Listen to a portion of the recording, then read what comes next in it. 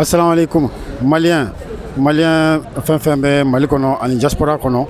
Bon ni interview Abdraman Issa Paris abe France Jamana kono abe manifestation là pour soutenir les femmes. Aller association du Niger pour venir en soutien au Niger au Nyamoro de do. Donc on mena kuma dama ka interview do ka pour ase ka anyefo anakunye ni manifestation là. Donc en même temps arebna abe nyefo 600.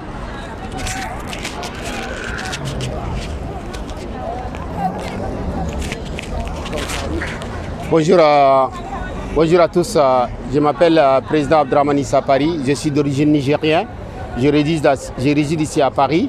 Je viens dénoncer la situation d'instabilité du Niger aujourd'hui par rapport au passage des forces Barkhane à Tera qui a fait 3 morts et beaucoup de gens invalides qu'aujourd'hui on n'a pas vu une seule justice qui a été faite.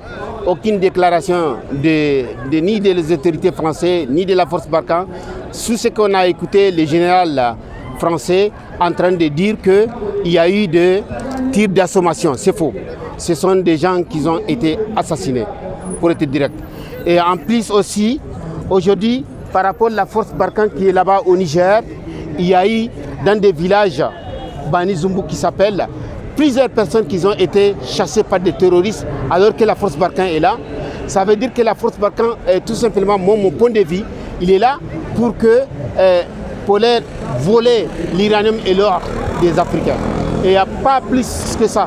Parce qu'aujourd'hui, les Africains sont en train de souffrir une seule déclaration, ni des gens que, moi je les appelle des gens qui ont été mis par Macron, nègres de maison, qui travaillent pour Macron. Et ils n'ont fait aucune déclaration. Aujourd'hui, les pauvres Africains nigériens sont en train de souffrir aujourd'hui par rapport à beaucoup de déplacements. Beaucoup de déplacements, ça c'est la force Barkhane qui est passée par Tera.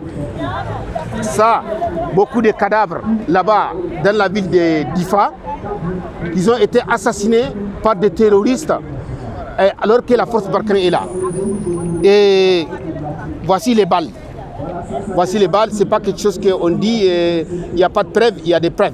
Voici les balles. Tout ça, nous, on a reçu ça sur les réseaux sociaux. Et puis, ce sont des balles réelles. Donc, aujourd'hui, la situation du Niger est insoutenable. Insoutenable.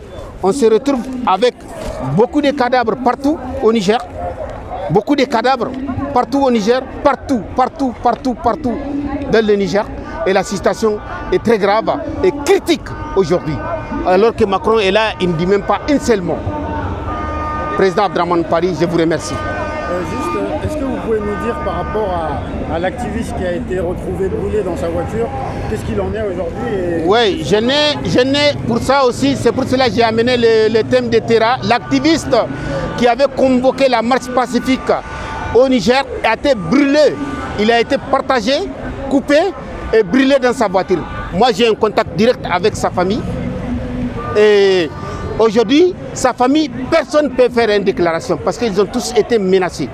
Le pouvoir en place, il y a une enquête qui a été ouverte. Le juge qui a essayé d'établir la vérité, il a été dégagé vers Difa, donc vers l'autre bout du Niger.